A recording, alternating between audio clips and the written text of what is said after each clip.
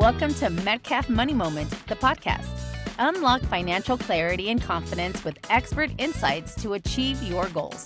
Hosted by Jeb Graham, Ethan Hutchison, and Eric Wymore. Each episode offers decades of combined expertise in wealth management, retirement planning, and more. Join us for practical strategies to inspire your financial journey. Now your hosts.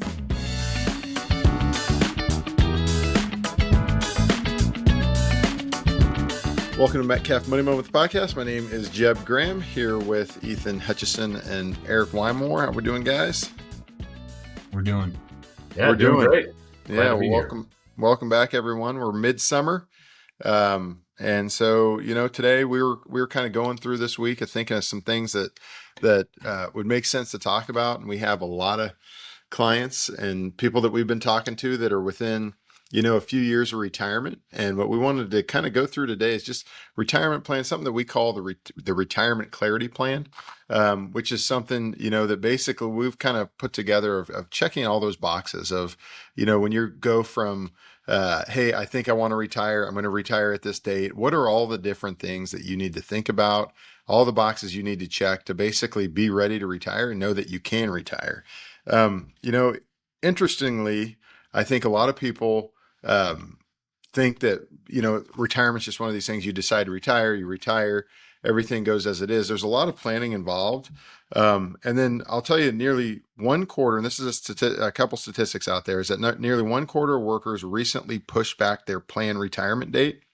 Now, the reason for this is not too surprising, but it's largely because of inflation, which we've had a lot of, healthcare costs, uncertainty around Social Security and Medicare, and basically just not feeling ready to retire and prepared. So that's according to the Employee Benefit Research Institute. So then, Social Security, huge piece of retirement in this country. It says that only about 2 in 10 workers say that they understand Social Security very well. And that's even though almost everyone expects it to be a major source of their retirement income. So that's according to the Employee Benefit Research Institute as well. And then another big one is that and I think a lot of people have probably heard this before, but less than half of Americans actually have calculated how much they'll need for retirement. So what that is meaning people are essentially guessing whether they're ready. So maybe they haven't gone through the process of figuring out how much they need to live off of every month, what their total expenses are and how much they've saved and what's the taxability of their savings, and kind of gone through that process just to know, right, whether or not they're going to be ready to retire. And then more than 2 out of 5 workers don't know where to go for retirement advice, which that one to me is shocking because I feel like there's a financial advisor on every corner. So it should, there's plenty of resources out there, right, when it comes to figuring out how to get retirement advice. But and by the way, it's becoming a little bit more complicated every year. So on top of this, it's not really a mystery as to why people feel this way when you think about everything someone has to coordinate. And that's between Social Security claiming strategies, Medicare, IRMAA surcharges, ACA health insurance before age 65, required minimum distributions, Roth conversions, estate planning, tax efficient withdrawals, long-term care planning. You could kind of go down the list. And that's literally probably the first 10 or 15 of 30 or 40 things that they have to think about when they're going into retirement. And so, by the way, that's all just kind of the numerical and the bucket list of things you got to check off. But then there's also the whole, emotional side of retirement, which is, hey, what am I going to do in retirement? What are my hobbies?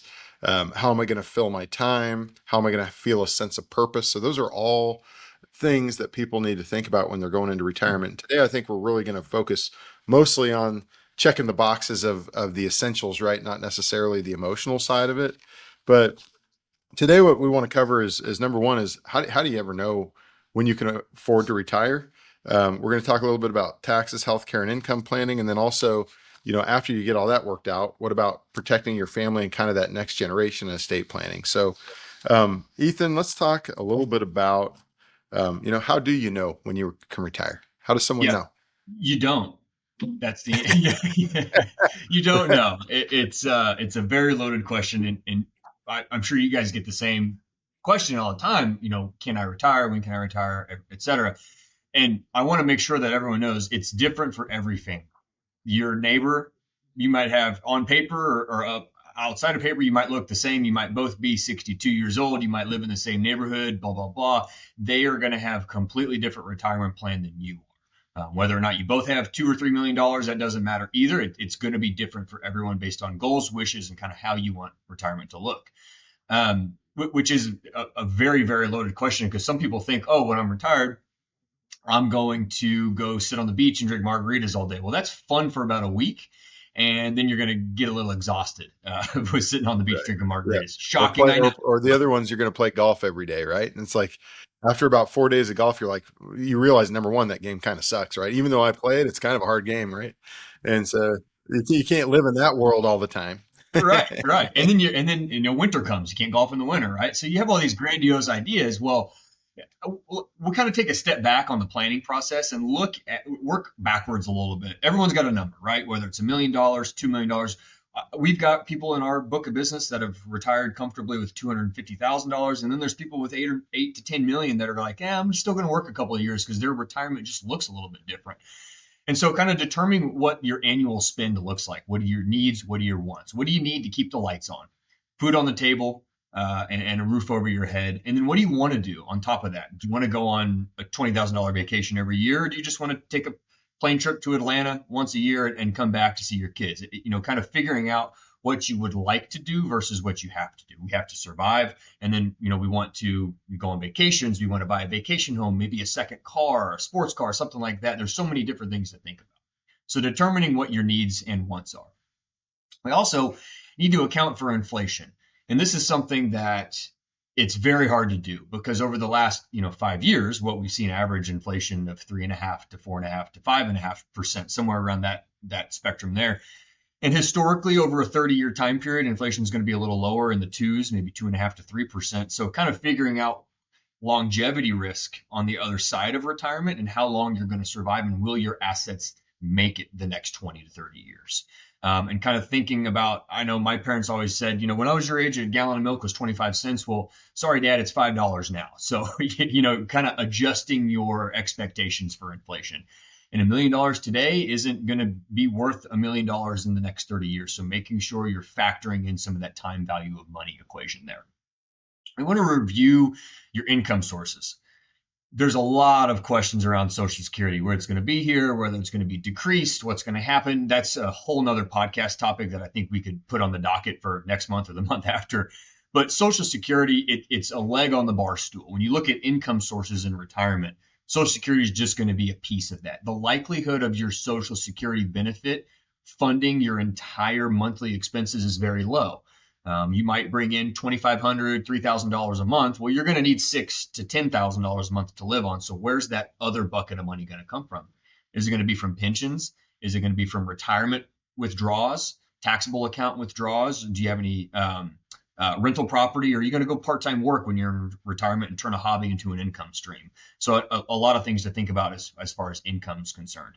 I won't get onto it now, but Eric's going to talk about later is IRMAA. So figuring out, do I have too much income? Are my expenses going to be higher from a tax perspective because I have high income? So a lot of things to think about too.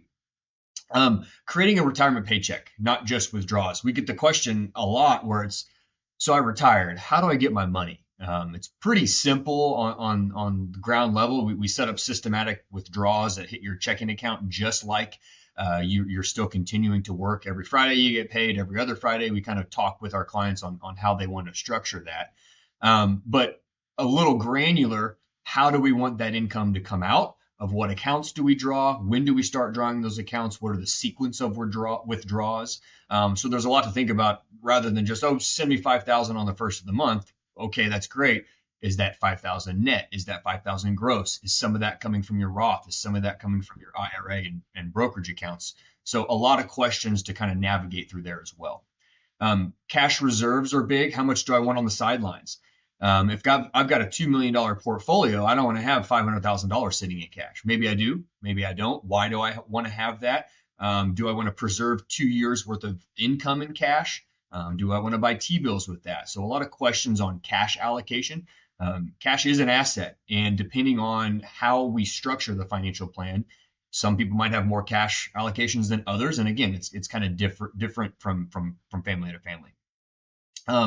We did talk about the stress test for longevity. We run a lot of Monte Carlo scenarios for our clients as well, where we build out a financial plan and then we hit a Monte Carlo analysis that runs, I think it's 5,000 hypothetical market return scenarios that say you're going to be iterations. Yeah.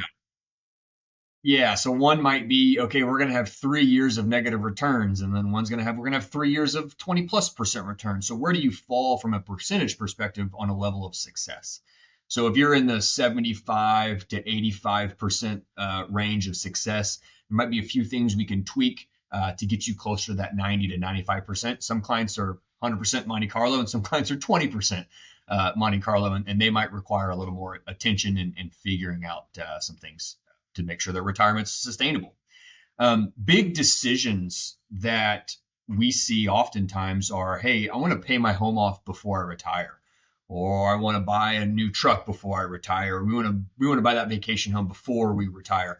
There are a lot of decisions to be made, and a lot of it comes down to simple math. If you got a 2.25 or 2 3/4 interest rate on your mortgage, and you got, I don't know, $100,000 left, if you want to pay that off and all your money's in pre-tax assets, that's going to cost you quite a bit in taxes to pay that mortgage off. You might be averaging 8 to 9% in your portfolio over the last 10 to 15 years, and you want to pay off a 2% mortgage. The math doesn't quite add up. So kind of having those conversations and figuring out, does it make sense? Do I just want to keep paying this and let my assets grow? And again, personal preference, and it differs from family to family. The cool thing about financial planning, and this is the last little tidbit I'll have, is it's your plan at the end of the day. So there's been multiple instances where I've come back to clients and say, hey, the math doesn't make sense. Let's not pay off your mortgage. And they rebuttal and they say, well, I kind of want to pay off my mortgage. It's a sleep at night thing for me. I don't want to have any debt going into retirement. I get that the math doesn't really make sense, but it's something that I want to do. And that's okay. Well, as long as you acknowledge that you understand the math equation behind it and why we don't recommend it, we can move forward and still pay that mortgage off. And then it's our job to decide, how do we efficiently do that? So just minor little things here and there that definitely compound on each other over time. Those little decisions we want to make strategically rather than just on a whim and pull $200K out of nowhere to pay something off. So can you afford to retire? Again, very loaded question, but there's a lot to think about. So Eric, talk to us a little bit about some of the, I don't know, expenses, or what's the most expensive thing. And there's a lot of things to think about from that perspective. Yeah, absolutely. I mean, you did a good job of explaining how to, build that retirement paycheck. And now, really the next question is, how do we make that paycheck as tax efficient as possible? Because it's not just what you earn in retirement, it's what you get to keep. And I think that there's a big misconception out there that your taxes are going to go down just simply because you're going to stop working. And for what we've come across in our experience, that might not be the case, or not necessarily the case. For some it is, for others it's not. You've spent 30 to 40 years saving in those tax deferred retirement accounts like 401ks and traditional IRAs, and eventually the IRS wants its share. And I think that, the question isn't whether you'll pay taxes, it's when and how much, and it's our job to help our clients control that as much as possible. And we talked a lot about diversification when it comes to investments, investing in large cap, mid cap, small cap, international bonds, all those sorts of things. Well, it's also important to have tax diversification as well. And what we mean by that is just having 3 simple buckets. You're going to want to have a tax deferred account. That's your pre-tax 401k or traditional IRAs. You're going to want to have a tax-free account like your Roth IRA, and you're going to want to have a taxable brokerage account. And when you have all 3 of those, it gives you a lot more options. So take example, when there's going to be years when you want more taxable income, because maybe you've got a large loss that you can write off, or some other write-off, or, you have a large donation that you're okay with having more taxable income because you have something to offset that. And then obviously there's going to be years where that you want less because you might have a business that gets sold, or sold a second property, or something else where there's just a large income event, and you're going to want to have places that you can go, or to one of those other buckets to receive that income that you just just built. So having those three buckets is a very good option. I think one of the largest opportunities that we have for clients that come, that are freshly retired or thinking about retirement is Roth conversions. There is a window of time where you have retirement and prior to required minimum distributions. And those start at age 73 or age 75, depending on when your birth year is. And yeah, you're going to pay taxes today. However, it could help you avoid paying much larger taxes later in life. And I think, again, where you're converting, figuring out how much you can convert, it's not about converting everything. It's about converting the right amount at the right time. Again, just filling up that Roth bucket for future use when we need it, and gives us more options, more opportunities, more flexibility. Just a huge opportunity that needs to be taken advantage of, or at least reviewed. I think another question that we get from retirees or getting ready to retire is Social Security. And Ethan, you touched on it. Yeah, it's going to be around. I think the big question is, when should I take it? You can take it between ages 62 and age 70. There's all kinds of different things that go into play. And oftentimes we'll ask, well, tell us about your other income. What are your other income sources that you're going to have during that retirement years? What's your tax situation look like? What's life expectancy? If you're, someone in your family hasn't lived past age 73, well, we're probably going to recommend taking it earlier. If life expectancy or long life expectancy is on your side, and you've had many, many family members that live into their late 80s and 90s, then we might have a conversation about delaying your Social Security. Spousal benefits come into play a lot in that, because keep in mind, when your spouse passes, you get to select the higher of the two benefits. So if you have the ability to let one of the benefits grow quite a bit more, and by delaying it, that's a good strategy, or that's a possible strategy. That way, when one spouse passes away, it could be a $20,000 to $30,000 income hit, and it just helps mitigate that a little bit because you allowed for one of the benefits to get to that maximum level. So again, something that you need to take into consideration. It is definitely one of the biggest financial decisions retirees make, and it's worth getting it right. That's for sure. Kind of on the expense side that we see is healthcare. Certainly that can surprise a lot of people. We get a lot of individuals that retire before 65 that want to know how they can bridge that health insurance gap before Medicare begins. And I'll tell you this, we've got a lot of good resources. We got a lot of good people that help us out with that, that we refer business to, that can help them with those plans. And we can figure out, once we know the expenses and what that'll be, we'll calculate it in the financial plan that Ethan was talking about earlier in the show. But there's a lot of decisions that need to be made, whether you go on Medicare, a Medicare Advantage, a supplemental plan, a prescription plan. Again, we need to get with one of our resources that can help you make those decisions. And don't forget about IRMAA. That's the other thing that kind of keeps popping up is, it's that extra Medicare surcharge that gets based on your income. So we want to make sure, the thing about IRMAA is if you make $1 more than into that next level, it will raise your premiums for an entire year. So you want to make sure that you stay below those certain levels in IRMAA. And that's why it's really important to look at Roth conversions, capital gains, your retirement withdrawals. All of that should be coordinated and not just viewed independently. So I know we spoke a lot there, and now we're passing on to Jeb to kind of explain a little bit more. Yeah. So I think all of those things that we just talked about are you getting ready for your retirement, and then making sure you have cash flow and all that. And then there's the kind of the back end piece of this as well, that I think kind of comes secondary to a lot of people when they're actually planning for retirement, but it's something that they need to think about, and that's protecting your family in retirement, as well as kind of how does this look for the next generation when you're getting ready, when you're no longer around, which unfortunately, what do they say? Father time is undefeated. So all of us are going to have to deal with that at some point in time. And what I would tell you is that I wouldn't wait till you're getting ready to put together a retirement plan to get your estate plan in order. I would always say, hey, the best day to get your estate plan in order is today, because none of us can really predict the future. But let's go through just a few things that, from an estate planning and family protection standpoint, we should talk about as well. Number one is just your estate plan in general. Do you have a will? Do you have a trust, power of attorney, healthcare directive?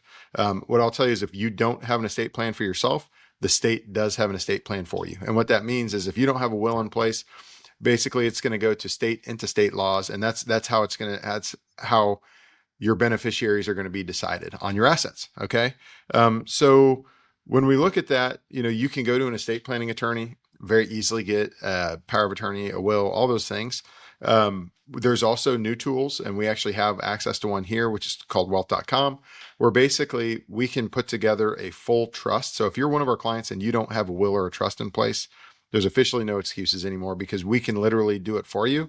And we can do it at a fraction of the cost of most estate planning attorneys. What I'll tell you is if you have a pretty complex situation, we're typically still going to get an attorney involved. But if it's just a simple will, simple trust, we can definitely take care of that. But I would say the sooner the better on getting prepared in that regard. And then, part of that too is just making sure all your beneficiary designations and your account titling is correct. So if we put a trust in place for you, or your estate planning attorney puts a trust in place for you, it doesn't do any good if we don't fund the trust, right? And that actually happens. People will put together a trust and then they forget to actually move the assets to it and then rename the beneficiaries on their other accounts to have the trust as either the primary or the contingent beneficiary. So I think that's going through a retirement plan. That's a really good time just to step back and make sure all your beneficiaries are who you want them to be on your accounts. And another thing we didn't talk about, and I think it was Eric that talked a little bit about required minimum distributions, right? So everybody that has an IRA, someday you're going to turn, depending upon how old you are, either 73 or 75 years old, you're going to have to start taking big old chunks out of that IRA. They're going to be taxable to you. Well, some people in part of their estate plan, they also want to give money to charity, right? And they want to have charitable causes that they want to support.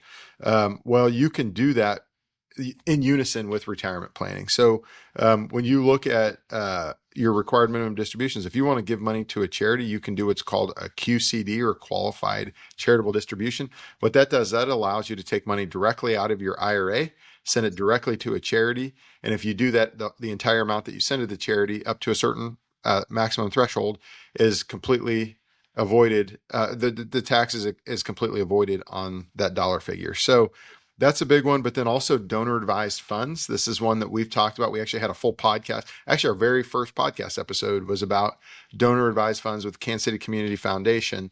And what a donor advised fund is if, say, you have charitable aspirations, but you don't know this year what charity you want to give money to. You don't know how much money you want to give to each charity, but you want to take the tax break this year. Well, you can set up a donor advised fund at a community foundation or some other places as well. Great one around here is the Greater Kansas City Community Foundation. You set up a donor advised fund. You gift money to that fund, and basically you get to take the charitable deduction in the year you give it to the fund, but then you have no stipulations as to when you actually have to gift it from that fund to the charity. So you could do that the year that you gift it to the fund. You could do it 5 years later, or you could even keep it and have it as a fund that your kids give to, or your beneficiaries give to charity someday down the road. So that's a great kind of charitable estate planning tool as well. I know Eric hit a little bit on this, which is long-term care insurance, but just in general insurance, let's look at your life insurance. Do you have too little life insurance? Is it doing what we want it to do? Making sure that long-term care is covered, whether that's self-insurance, you actually bought insurance, or we do some sort of hybrid, life insurance, annuity, long-term care type situation. But then also just like your home, auto, life, all that stuff, make sure you have it, which most people, if you have a home and you have a mortgage and, you obviously have homeowners insurance because they won't allow you not to. However, what I'll tell you is going and just kind of shopping that and making sure that what you're paying for the insurance is in line with what it should be, I think is a really wise thing to do going into retirement. And then Another thing that we talk to clients about a lot is making sure that all of your stuff is organized in one spot so that if something happens to you, somebody knows where to go and where to access it. You can do that in a number of ways. Like when we use eMoney, that has a vault in there, an electronic vault that we can put all your documents in there for you if you'd like. What I'll tell you is when we first started using eMoney, I don't know if you guys remember this, we started using eMoney. We were super excited about that feature. We found that our clients don't get as excited about the feature as we originally thought. But I think it's something that's important, whether you do that. The other thing that we've done with a lot of clients is given them what's called a knock box, which all that is think of it as it's basically like a little file folder, right? That has a bunch of files where you can place all of your important documents, your passwords, your account information, who to call, to get all the information and who are your beneficiaries and everything. So somewhere just centralized for your heirs to have that. And then, lastly, what I would say is who's your team in retirement, right? Because there's do-it-yourselfers out there that kind of figure it out. They do it on their own.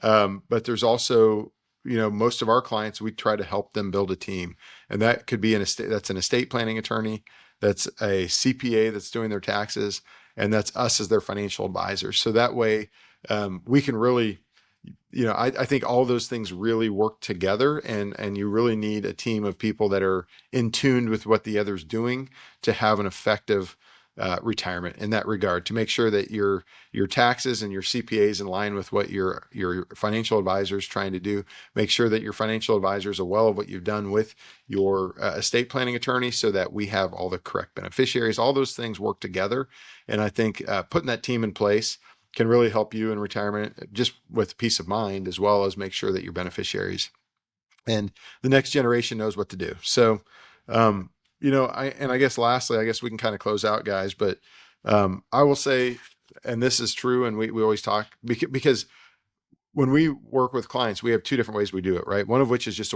like a one-time engagement, where we meet with a client and we kind of go through a plan, and then we give them the plan and they pay, call it an hourly rate.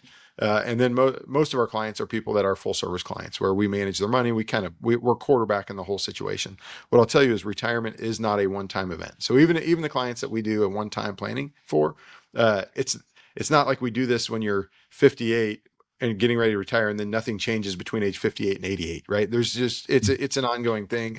It's constantly evolving.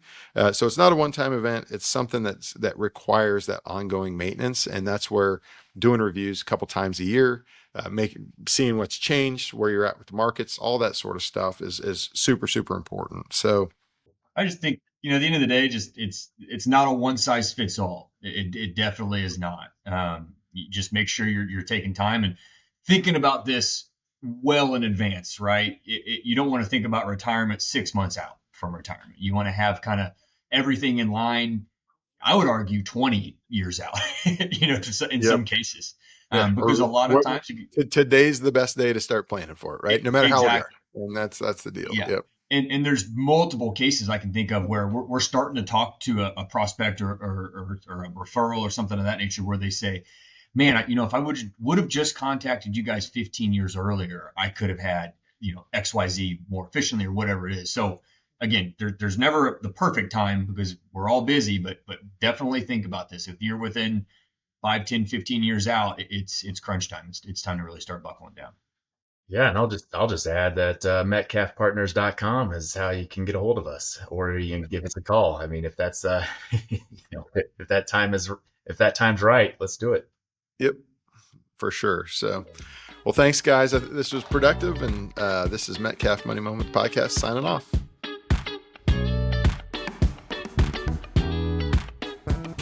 Thanks for tuning in to Metcalf Money Moment, the podcast. We hope today's episode provided valuable insights to help you unlock financial clarity, confidence, and peace of mind. For more expert advice and resources, visit metcalfpartners.com. Until next time, make every money moment count.